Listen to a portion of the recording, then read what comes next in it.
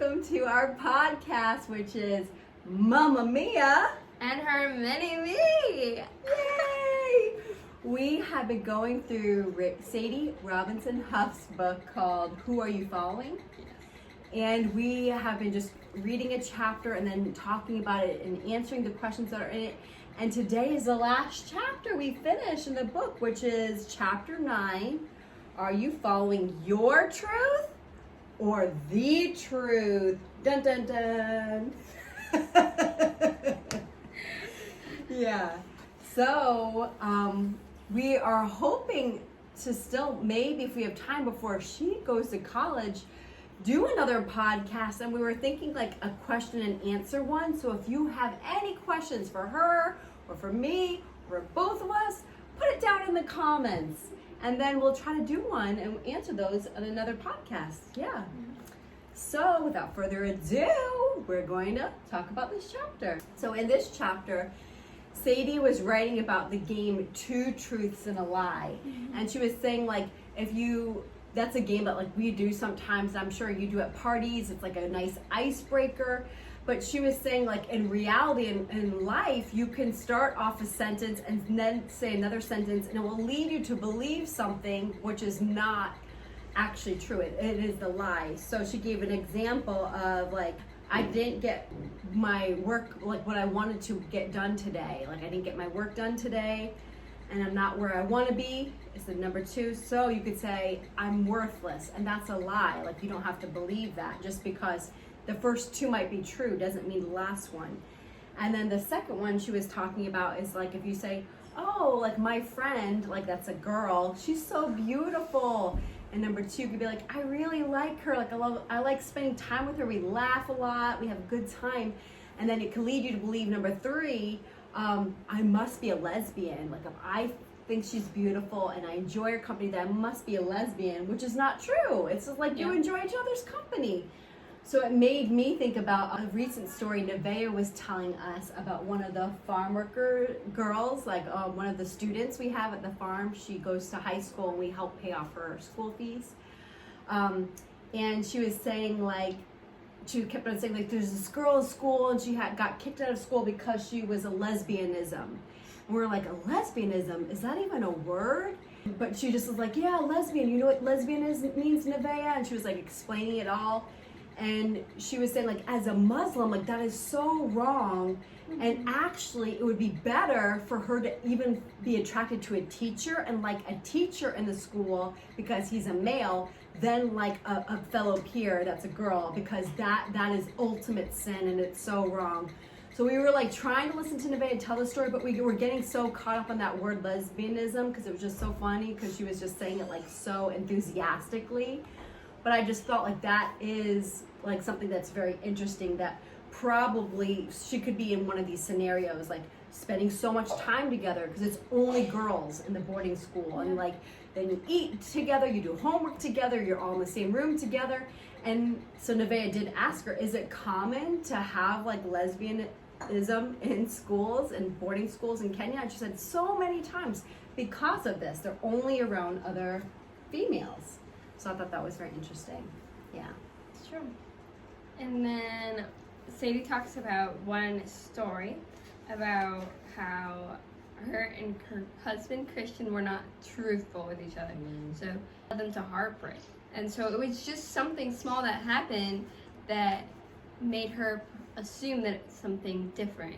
So a picture can make you think something's happening when That's really it's so like maybe it was just a good moment and you take a picture and capture it, but the rest of the time, like I think so much of babies, you see pictures when they're the happiest, but the reality is there's lots of hours when he's crying or she's crying or just sleeping, not doing anything. So we have this assumption that, oh my goodness, it's perfect and butterflies and rainbows all the time, but that's not true.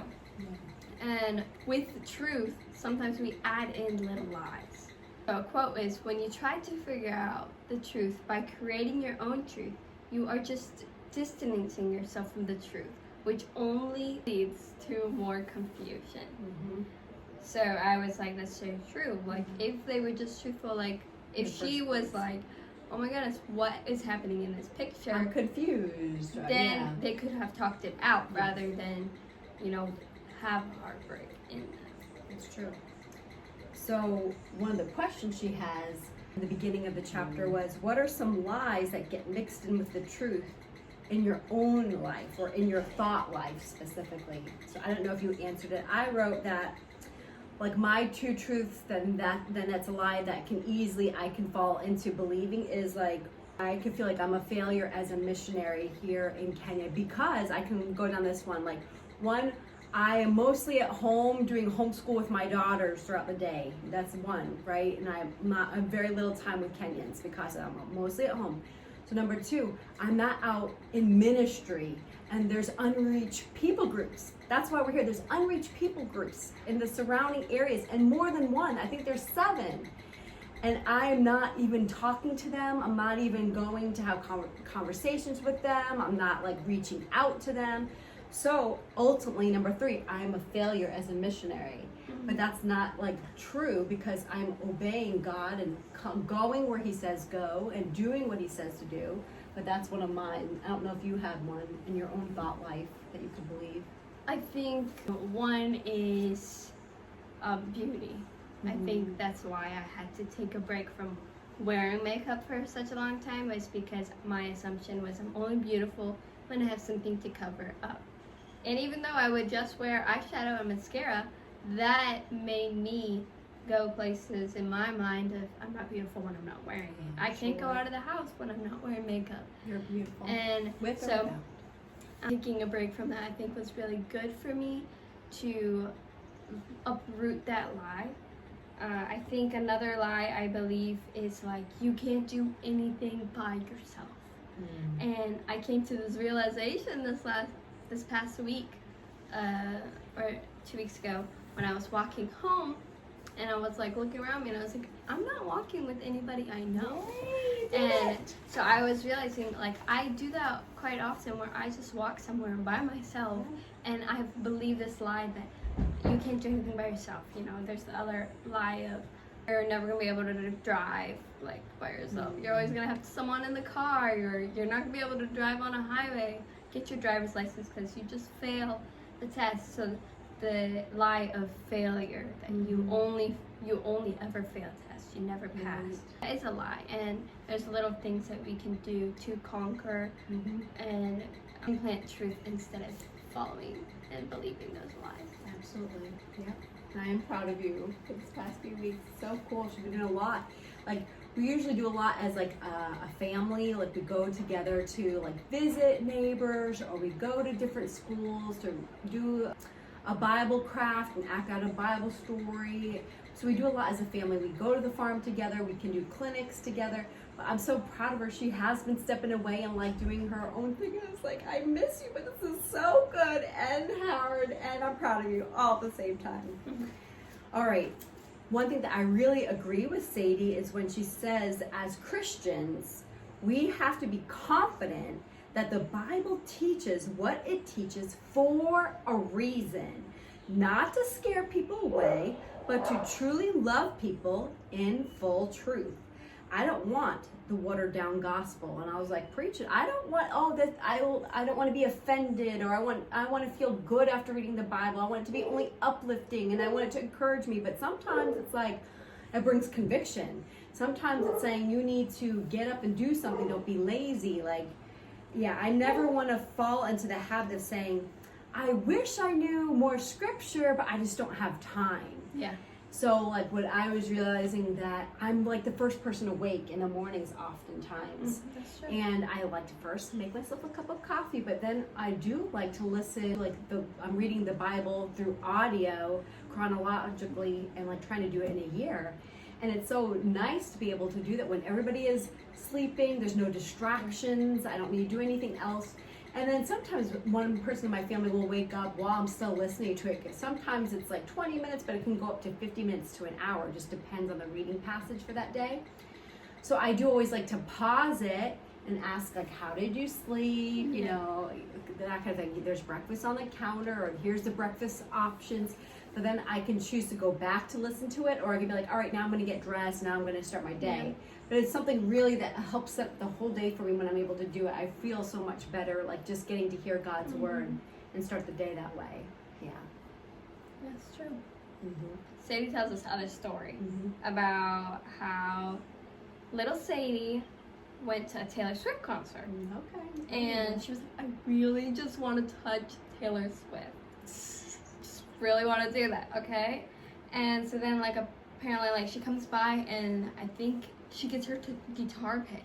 Oh. And I think that's what she was saying. She got her I think guitar you're right. pick.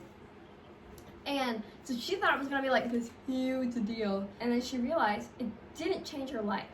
Because She built it up. In yeah, her mind she was like, before that. all I needed to just touch her, just, you know, and she got something. Mhm. But she was like, nothing changed. Right. What she realized is like, when God does, like when Jesus touched them, their lives were changed forever. Absolutely. So then a quote was, she said was, Jesus, you were friends with sinners. You reclined? Mm-hmm. You reclined at the table for meals with people who were so different than you, because you are the truth. I know that you were always truthful, so how did you get the sinners to stay at the table? How are you both truth and love? Jesus was a friend. So I think that was like, you know, she associated Taylor Swift, you know, of like, oh my goodness, I need to touch her, and realizing like, oh, nothing happened. Like, you know, we sometimes build up like, oh, it's gonna be this awesome thing. Like, once I see, like for us, we live here, Yeah. so it's like when we go to America, it's like, oh my god, it's going to America. It's gonna be like so much fun. We're gonna like do all these great things. Because you're like, we've been missing out all this time, so I can't find, when I'm finally there, then life is going to be good. And Which, you know, we do a lot of fun it's things true, when we're yeah. in America. Like, you know, the last time we were in America, we got to go to camp, and this year we won't. So, like, that is something that's different, or, you know, going to youth groups or all that. I won't be going to youth groups, you know, so Weird. different stuff like that. So, but it's like when Jesus touches our lives, when Jesus comes in, everything has to change. And he knows the truth. We don't have to tell him, like, this is what went on. Like, he already knows. Right. It's true. Another quote of Sadie's that I really liked is, the message of the gospel does not say, choose you. It says, choose Jesus. It does not say, do what makes you comfortable. Do what makes you happy. It says, no matter what, endure what is to come, even unto death, if it means choosing Jesus. So it was just like she was kind of explaining, God is our Father, and the Father really, really wants what's best for us because we're his children. He loves us so much. He died for us. So it's not about us being always happy. It's not being about us getting to fulfill all our dreams or do whatever we want. It's about Jesus. Yeah, so I really like that. And, you know, like the quote before, it said, sinners stay at the table. So how did he get sinners to stay at the table? So, but then also, the fact is, not everyone stayed at the table. So people don't want to hear the truth. So there's some people that want to continue hearing lies and believing the lies because they're scared of, you know, what is this gonna mean, or like their lives are gonna have to change. Like, if you follow Christ and you like to live, you know, a life that's fun, you know, but it's sinful, then you don't want to believe the truth. You want to continue living your life and, you know, ignoring God's voice. Jesus' word is not against us. He is for us, and he wants to help us grow. He doesn't want, you know, us to struggle. He doesn't want us to, you know, hate our lives. He wants to help us be a better version of ourselves. Absolutely. Very true. I only had one more question that I answered from the book, which was, do you believe that God can see you better than anyone else? What do you think he sees when he looks at you? Do you believe he affirms you? And how would you live differently if your confidence was based on his view of you? So I answered, yes, I definitely believe that God sees me better than anybody else, even my children, even my husband. And then he does see that like my acts of service towards my family or towards others is my act of worship to him. Like, and that's showing like I'm devoted to you, Lord, and I love you, and this is how I'm showing you through my actions. But I still think he always is reminding me that I don't have to do anything to earn his love. I don't have to do anything to earn his salvation. Like, I don't have to check a box throughout the day. Did I do this? Did I do this? Did I do this? No, like, it's there. He loves me. He's forgiven me. He's saved me. And then I don't have to feel burdened that I have to do all this stuff on my own, like, because he's there to help me and he's with me. That's the things that I think that he's constantly telling me, constantly teaching me and reminding me. Yeah. I don't know if you answered that question. So what do you think he sees when he looks at you? I feel like that's such a big question. You know, you could go down so many routes of like, oh, I think he sees this. But then, like, looking deeper, it's like, what do you want him to say about you? Like, you know, the Bible does talk about, like, he will, like, talk to others about you. Like, you hear about him, like, talking about Job. He's like, look at my son Job. And that's when, you know, Satan wanted to come and test Job.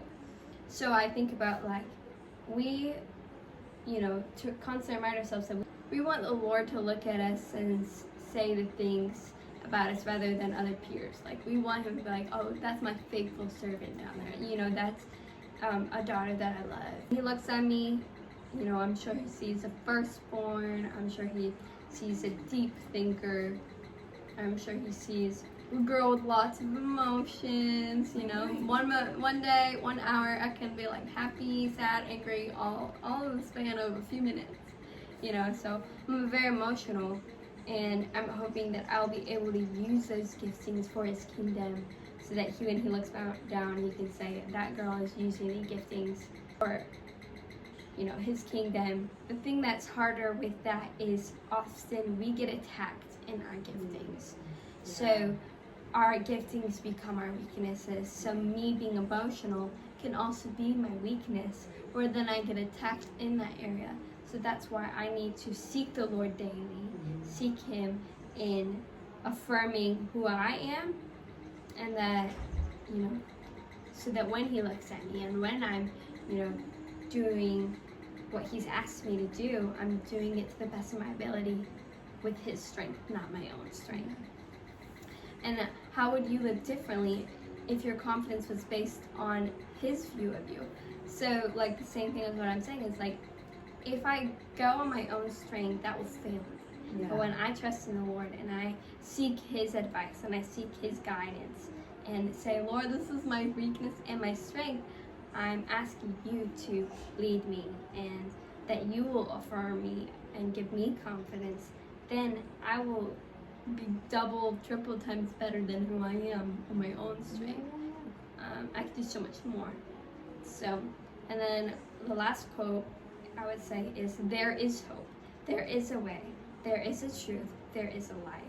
Right. And you know, that's so, I love the word hope. My middle name's Hope, and I think hope is what drives people. Hope is what, you know, keeps people alive and keeps people of like, we have hope that we are going to heaven. We have hope that the Lord is changing lives here in this town. There is a way. You know, we're not just wandering and like, I don't know where to go. Like, there is a way in everything. The Lord is working. There is truth. Truth is so important because when there's lies, you know, being able to have truth keeps you going, keeps you sane. There is life. No matter what, you know, right? Yes. We are seeking something. Yeah. Thank you so much for watching today. I forgot to tell you where our location is. Oh. This is the master bedroom. So there's like Jason's desk behind me. These chairs are not usually right here. I just did it for this podcast. But they're usually against this wall and looking up. This is the bed. Our bed is facing the windows, which is very strange. Usually when you come in the room, you see the bed right in front of you, but our bed is not. This is the headboard. It has lots of pictures on it. And it's facing the window. I saw somebody in Minnesota that did this, and I was like, oh my goodness, I'm going to copy off of them. because it's the first thing in the morning. You can look out, see the trees, see the sky, and be like, God, like this is a new day. Your mercies are new every morning. And yeah, I just really thought that was cool. So that's what we've done. And then like I have chairs back here because so much of our homeschool is just sitting and reading to each other. She would read to me, I would read to her, and the same with her sisters. So we have just chairs throughout our whole house, and we definitely have them here too. So that's why you see these, you see there's like a computer chair and this chair, and then there's the bed. Yeah, so it's been fun to do a podcast in different rooms in our house. We never did her room because it's often messy. Not saying that she's the culprit of the cause of it being messy, but yeah, so we just thought maybe not. We'll just do it at other places. But yeah, thank you so much. Have a great day. Bye.